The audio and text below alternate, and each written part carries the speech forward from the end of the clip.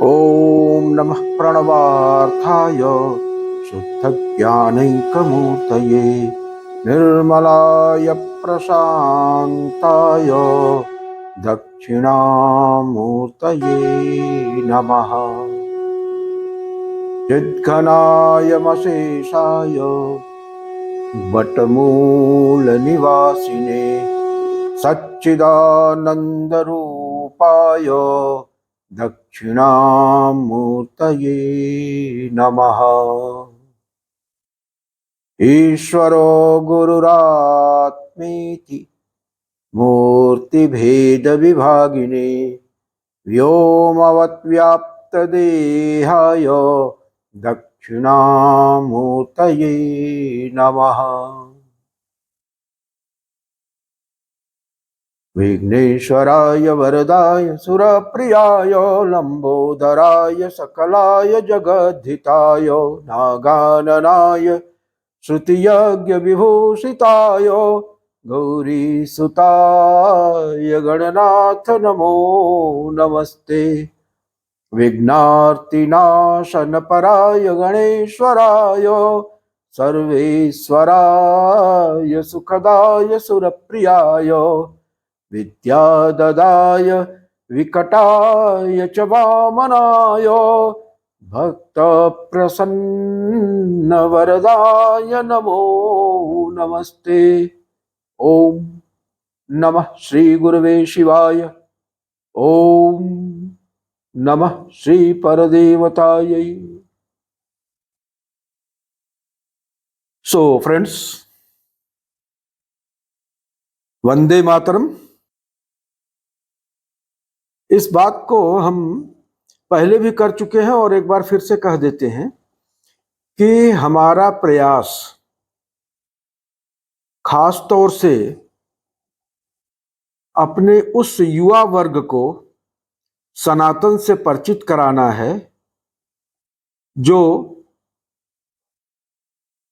पढ़ा लिखा है या उच्च शिक्षा के क्रम में यात्रा कर रहा है। कुछ ऐसे भी लोग हैं जो अपनी शिक्षा पूर्ण कर चुके हैं और अच्छी अच्छी जगहों पर पोस्टेड हैं। इन लोगों के साथ दिक्कत क्या होती है कि अपनी पढ़ाई के क्रम में इन लोगों ने अपनी परंपरा को, अपनी संस्कृति को जानने का उतना प्रयास नहीं किया। उनके पास अवसर भी नहीं था और एक मामले में ठीक है, उनके जगह खड़ा होकर अगर देखा जाए तो इसमें कोई गलत बात नहीं है। ऐसा हो जाता है कि एक चीज अगर आदमी प्रायोरिटी में लेता है और संकल्प कर लेता है कि नहीं, इस रास्ते पे आगे बढ़ना है और कुछ प्राप्त करके रहना है, तो ये अच्छी चीज है। उन्होंने अपना अध्ययन निर्विघ्नता पूर्वक संपन्न किया और आज एक अच्छे जॉब में है।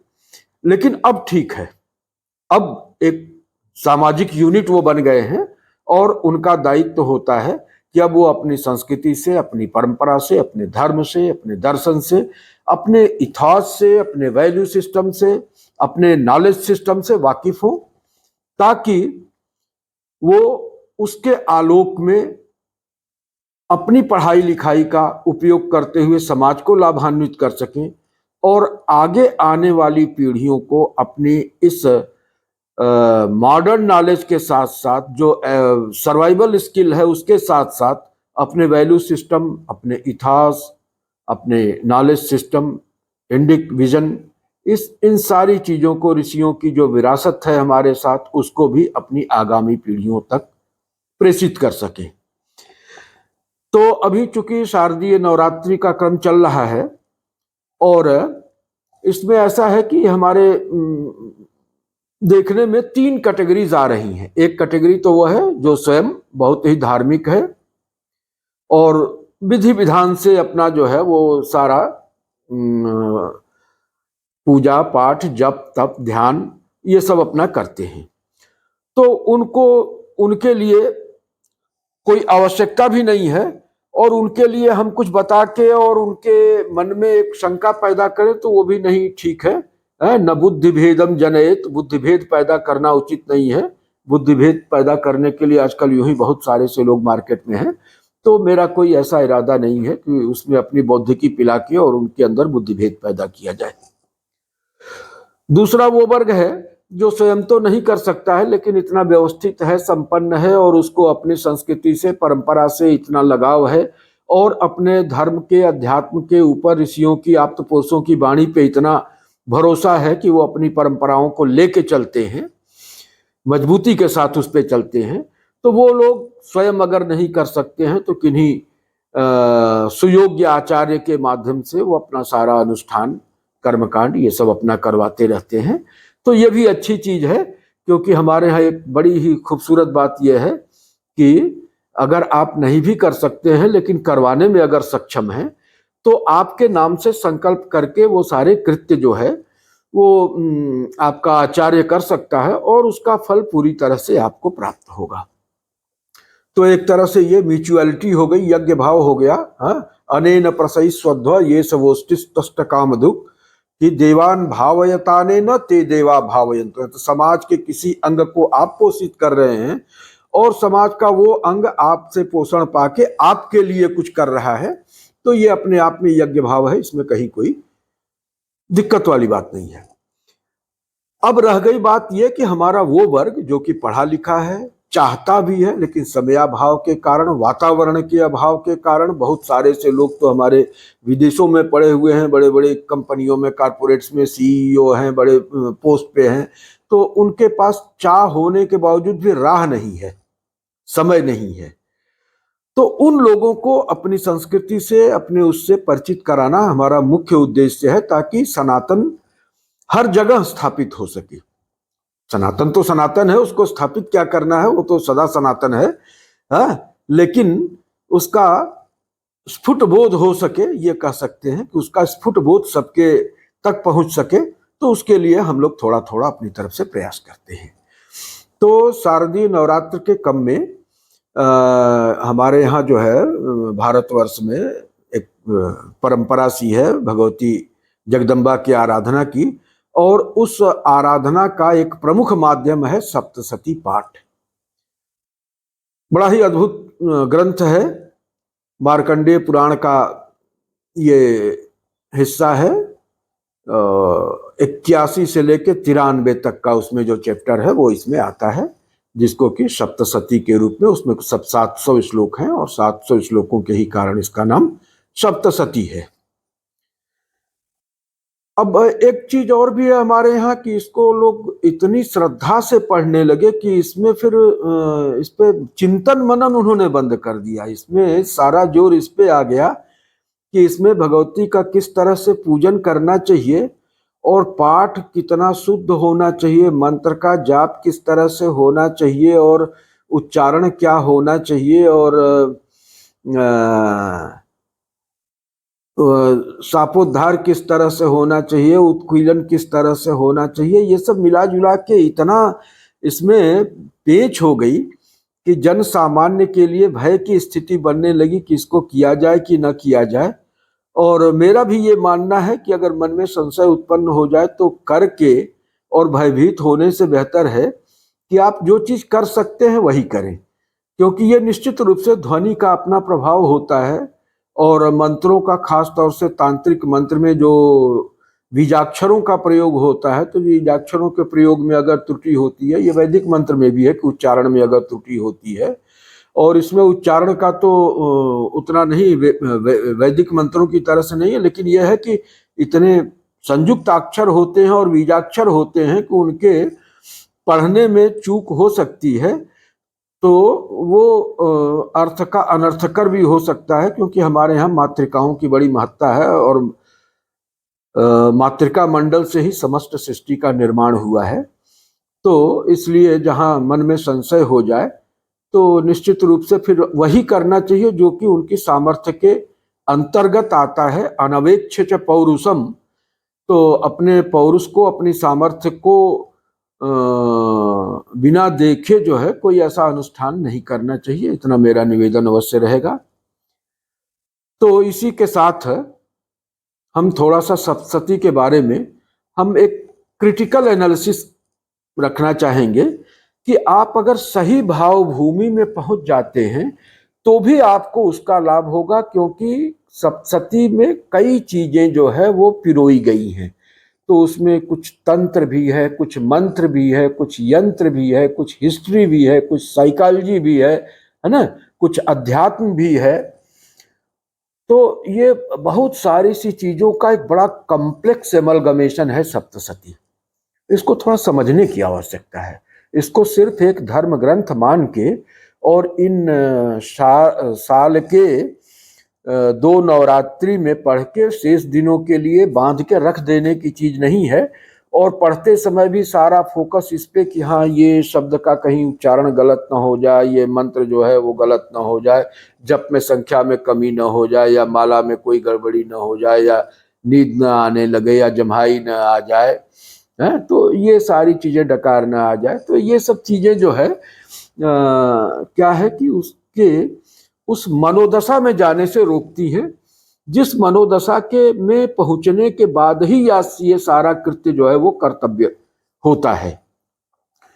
तो उस भावभूमि को समझने की दिशा में थोड़ा सा हम लोग प्रयास करेंगे। और इस भावभूमि में चलने के पहले हम भगवती की एक स्तुति चाहेंगे कि हो जाए, जो प्रथम चरित्र में आती है। और ब्रह्मा जी ने जो है वो योग माया की स्तुति किया है। कथानक कुछ इस प्रकार से है कि चलिए कथानक पे बाद में आते हैं, पहले स्तोत्र कर लेते हैं उसके बाद। ओम ब्रह्मोवाच विश्वेश्वरीं जगद्धात्रीं स्थितिसंहारकारिणीं निद्रां भगवतीं विष्णोरतुलां तेजस प्रभो। ब्रह्मोवाच त्वं स्वाहा त्वं स्वधा त्वं ह्रीव खट्कारस्वरात्मिका सुधा त्वमक्षरे नित्ये त्रिधा मात्रात्मिका स्थिता अर्धमात्रा स्थिता नित्या यानुच्चार्या विशेषतः त्वमेव संध्या सावित्री त्वं देवी जननी परा त्वयि तद्धार्यते विश्वं त्वयि तत्सृज्यते जगत् त्वयि तत्पाल्यते देवी त्वमस्यन्ते च सर्वदा विशिष्टोत्सृष्टिरूपा त्वं स्थितिरूपा च पालने तथा संहतिरूपान्ते जगतोऽस्य जगन्मयि महाविद्या महामाया महामेधा महास्मृति महामोहा च भवती महामाया महासुरी प्रकृतिस्त्वं च सर्वस्य गुणत्रय विभाविनीं कालरात्रिर्महारात्रिर्मोहरात्रिश्च दारुणा त्वं श्रीस्त्वमीश्वरी त्वं ह्रीस्त्वं बुद्धिर्बोधलक्षणा लज्जा पुष्टिस्तथा तुष्टिः त्वं शान्तिः क्षान्तिरेव च खड्गिनी शूलिनी घोरा गदिनी चक्रिणी तथा शंखिनी चापिनी बाण भुसुंडी परिघायुधा सौम्या सौम्यतरा शेष सौम्येभ्य स्तुति सुंदरी परा पराणां परमा त्वमेव परमेश्वरी यच्च किंचित् क्वचिद् वस्तु सतसत्वाखिलात्मिके तस्य सर्वस्य या शक्तिः सा त्वं किं स्तूयसे तदा यया त्वया जगत्सृष्टा जगत्पातिथ्यो जगत् सोऽपि निद्रावशं नीतः कस्त्वां स्तोतुमिहेश्वरः विष्णुः शरीरग्रहणम् अहमीशानेव च कारितास्ते यतो तस्त्वां कस्तोतुं शक्तिमान् भवेत् सा त्वमित्थं प्रभावैश्वैरुदारैर्देवि संस्तुता मोहयैतौ दुराधर्षा असुरौ मधुकैटभौ प्रबोधं च जगत्स्वामी नियतामच्युतो लघुः बोधश्च क्रियतामस्य हन्तुमेतौ महासुरौ। ओम। तो ये है ब्रह्मा जी की स्तुति जो उन्होंने भगवती योग माया के लिए किया। अब हम थोड़ा सा प्रथम चरित्र के कथानक पे आ जाते हैं। अगर आप प्रथम चरित्र का पाठ नहीं कर सकते हैं और पाठ की जगह ये स्तुति भी करते हैं, तो स्तुति ही जो है वो प्रथम चरित्र का हृदय है। सप्तशती में कुछ बहुत ही महत्वपूर्ण स्तुतियां हैं और वो सारी स्तुतियां जो हैं वो सप्तशती के हृदयभूत हैं। तो अगर आप सप्तशती का पाठ नहीं करते हैं और उसके स्थान पर केवल और केवल इन 4-5 स्तुतियों का पाठ कर लेते हैं, तो आप ये मान के चलिए कि आपने पूरी सप्तशती का पाठ कर लिया है। कोई चिंता करने की जरूरत नहीं है। बाकी उस भावभूमि को समझने की कोशिश करेंगे कि जिस परिदृश्य को सप्तशती उपस्थित करना चाहती है हमारे समक्ष। तो क्या होता है कि एक राजा सुरथ हैं और एक वैश्य है। वैश्य का नाम है समाधि। बड़ा सुंदर नाम है, सुरथ। ऐसा रथ, रथ सुरथ कब होगा? जब उसकी गति अप्रतिहत होगी, तभी तो वो सुरथ होगा, वरना कैसा सुरथ अगर वो चल ही नहीं रहा है ठीक से। तो ऐसा राजा है जिनके पास वो रथ है जो अप्रतिहत गति वाला है, अनस्टॉपेबल है। और वैश्य समाधिर नाम वैश्य, जिसकी बुद्धि जो है वो स्थिर हो चुकी, स्थित हो चुकी है, स्वरूप में स्थित हो जाना ही समाधि है। तो अपने मूल स्वरूप में जिसकी बुद्धि स्थित हो, आत्म स्वरूप में स्थित हो, उसको कहेंगे समाधि। लेकिन देखिए, एक ऐसा राजा, राजा ये रजोगुण का प्रतिनिधित्व करता है, गति का, इसीलिए वहां पे सूरथ नाम रखा गया है। और वैश्य जो है वो व्यापार माने बुद्धि से होता है, व्यापार कर रहा है ना तो बुद्धि से करता है, वो बुद्धि का है, तो बुद्धि उसकी जो है सुप्रतिष्ठित है, वो सुमेधा है। तो देखिए, एक अपने कर्म में आरूढ़ है, कर्म पे आरूढ़ है, और दूसरा अपने स्वभाव में नियत है। लेकिन इन दोनों के साथ एक घटना होती है कि राजा के ऊपर शत्रु देश का राजा आक्रमण करता है और अंदर की शक्तियां भी उसके साथ दुरभिसंधि कर लेती हैं और राजा जो है वो राज्यच्युत कर दिया जाता है। वैश्य के साथ क्या घटना घटित होती है कि उसके स्त्री पुत्र ही दुरभिसंधि करते हैं और उसको घर से बाहर निकाल देते हैं। सूरज तो राजा ही है, उसके पास तो ऐश्वर्य की कोई कमी नहीं है, और ये जो समाधि नाम का वैश्य है ये भी बड़ा ही संपन्न समृद्ध है, ऐश्वर्यशाली है। घर से निकाल दिए गए तो भटकते हुए जंगल की तरफ चले गए। राजा मृगया के ब्याज से जंगल की तरफ चला गया और समाधि जो है भटकते हुए जंगल की तरफ चला गया। राजा विचार कर रहे हैं कि हमारा राज्य जो है वो शत्रु राजा के हाथ में चला गया है, अब हमारे परिजन किस स्थिति में होंगे, हमारी स्त्री की क्या दशा होगी, हमारे पुत्र की क्या दशा होगी, हमारा जो प्रिय घोड़ा था, जो प्रिय हाथी थे, जो हमारा प्रिय कोष था, जो हमारे प्रिय मंत्री गण थे, जो हमारी प्रिय प्रजा थी, उसका क्या हाल होगा। और उनके क्षेम को जानने के लिए अंदर से उद्विग्न हो रहा है, व्याकुल हो रहा है। और यही प्रक्रिया वैश्य के भी मन में चल रही है कि हमारी स्त्री कैसी होगी, पुत्र कैसे होंगे, जो इतनी मेहनत से मैंने कोष जमा किया था उसका कहीं दुरुपयोग तो नहीं हो गया, पुत्रों ने कोई दुर्व्यसन तो नहीं सीख लिया और कुमार्ग पर तो नहीं चलने लगे, पत्नी कुमार्गगामी तो नहीं हो गई, जो भृत्य वर्ग था वो कहीं पथभ्रष्ट तो नहीं हो गया। ये सब सोच के वो भी चिंतित है। तो राजा टहल रहे हैं उसी मुनिवर के आश्रम, वहां पे एक मुनिवर का आश्रम भी है और लगे हुए पूरा जो है अरण्य है, उसी अरण्य में टहल रहे हैं। और टहलते टहलते जो है उनकी मुलाकात वैश्य से हो जाती है और वो देखते हैं कि वैश्य भी जो है अत्यंत खिन्न मन दिख रहा है।